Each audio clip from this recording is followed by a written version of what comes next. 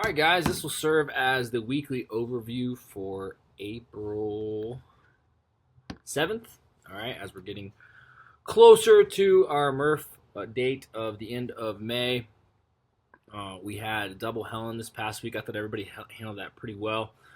So good work, guys. I think that was a really good one. I've never programmed that before. I know a lot of people hadn't done it. I thought everybody handled it very well, though. And there was a good job of scaling back and putting people into the right places, whether that's doing the Helen regularly or even bringing back the double Helen. So let's get into the week. So today, on Monday, we're going to start out with back squats. All right. And we're looking at times 3 on the 2.5 minutes for 6 sets. Now, we're looking at that. We're going to start at that 75%, and then you're going to hit that for 2 sets, and then we're going to build for 2 sets. And then whatever you hit in that top set, we're just bringing it back down to 85 to 90% of whatever you hit on that top set. Okay, just getting some quality volume into the back squat. Maintaining strength mostly as we're in this block. That's really going to push a lot more endurance. But, again, push the weights as well as you can, but really focus on the range of motion and feeling good from set to set. After that, 4 rounds not for time. We have 4 to 6 narrow sumo grips deadlifts, and that should be 2 reps from failure. So pretty tough weight. And again, the whole reason for doing that narrow sumo deadlift is that, our hands should be straight down. So wherever our arms just rest straight down, that's where our hands should be on the bar, and our feet are just outside of that. And what it does is it allows us to really push a more forward hip angle at the bottom of the deadlift and keep the bar a little bit closer. It takes a little load off the lower back, and it's really just good for sound hip function and keeping the back a little safer in the deadlift, as we're really just pushing this today as, a posterior chain, secondary piece where we're actually just trying to push a little weight in the hinge. So you guys can have this be fairly heavy, but again, we want to make sure we're focusing on the technique and doing it properly.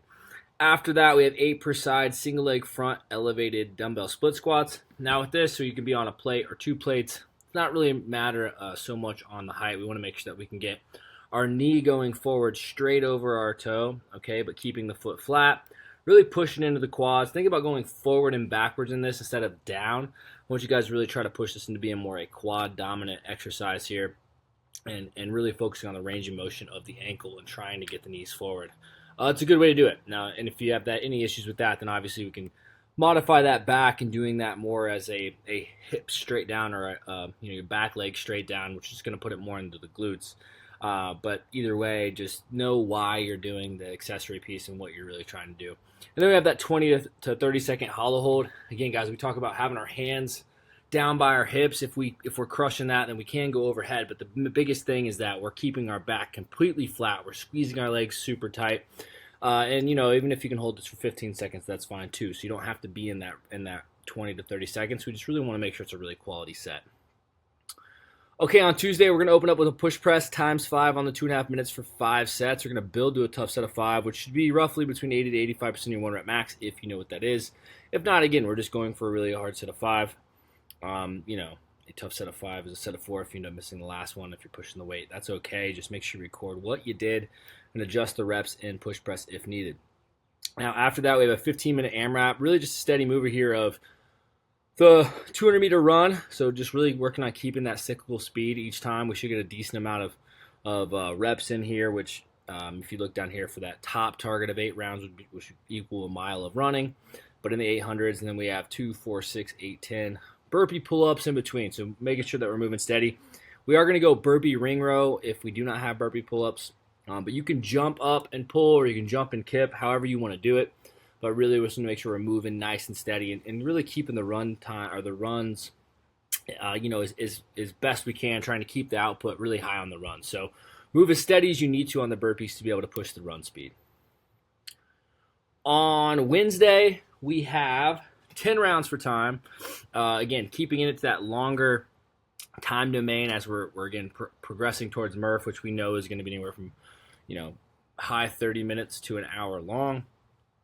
We just need to keep progressing to it. So we have 10 rounds for time, 20 or 15 cal row, 15 air squats, and 10 hand release push-ups. Okay, I saw some people last week in push-ups not going down to their chest, so we're going to do hand release push-ups. So, remember that when we do push-ups, chest to the ground and all the way up is the standard. Sorry, I'm messing with my nose. I feel like I'm about to sneeze. So remember, we want to make sure we're pushing the range of motion. It's very important. So for today, we are going to do hand release for the performance fitness. We can do push-ups without hand release. Elevate the surface if you have to get that range of motion, but range of motion is super crucial when it comes to the push-up, so that's why we want to make sure we're getting it. It does slow the movement down, so that's why I said maybe 20 minutes would be a good time here, but upwards of 30 just to get the volume of 100 push-ups in. That gets us to the working volume, or gets us halfway to the working volume of Murph. So as we're progressing in this, that's how we're looking at this. We're getting to halfway to the working volume, and we got to keep ramping that up over time. On Thursday, we have 12 minutes on the clock. It's mostly just a run workout, okay, run and conditioning workout. We have 800-meter run, 800-meter bike, 400-meter run, and then it's just calories for distance, moving steady. And you can mix the bike or the ski in either one of those. Just if you do the bike or you do ski instead of bike for that 800, it should be a 400. We're going to rest 4 minutes. You can do 2 sets of that. So we really want to think about trying to get the same amount of distance each time. Obviously this is about compromise run or trying to keep that intensity up on that 400 after the 800 and 800. And for the fitness, we're just going to drop the distances down. And just, again, we're trying to just push some consistency, build some run volume today. If you think about this, this isn't 100% effort for 12 minutes, but it's probably more like an 80, 85%. But we should be repeatable. So try to really push the runs, but don't go so hard that you can't repeat that the next round. On Friday, we have EMOM to start, 3 to 5 strict pull-ups. You can do those weighted if possible, and then 5 D-ball squats with a 3-second down, 2-second pause, and then back up. Okay, we're going to go 7 rounds for time here. 7 toes to bar, 50-foot D-ball carry, 4 wall walks. So pretty consistent mover here. Not a ton of volume. When you look at the toes to bar, we're kind of at that functional volume of 50 reps, which keeps it kind of moderate, not really high. D-ball carry, that's not really high volume there. And then I would say with the wall walks, we're a little higher volume, so we know that's where the bulk of this workout's going to be.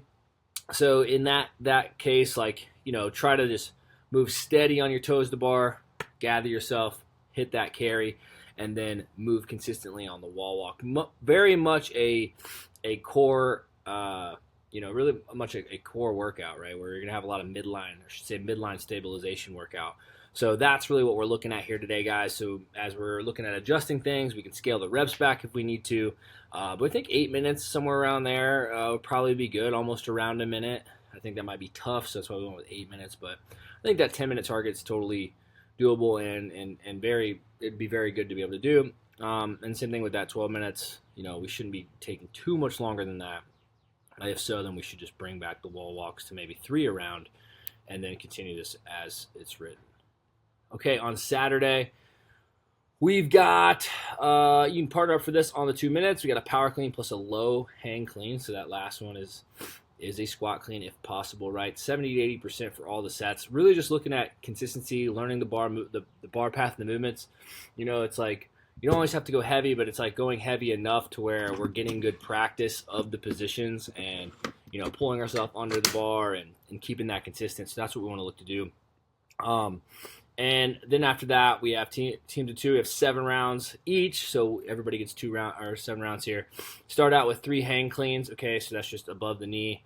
So you got 3 hang cleans. You go into 9 wall balls, rest. Your partner goes, and really this is written for that RX weight, really, especially on the wall ball, because we have, we're only going to be doing roughly 63. 63? Yeah. When we're looking at how many wall balls we're going to be doing. So it's a little higher volume, not a ton of, it's low to medium volume for the wall ball. So this is your chance to kind of push the weight or push an RX weight.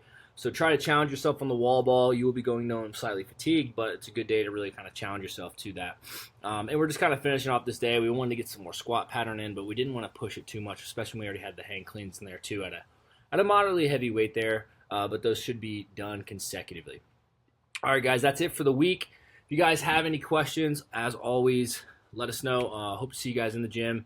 And if you ever have any questions, have any aches or anything going on, I'd love to talk about that or talk about training. So please let me know, and we'll see you next time.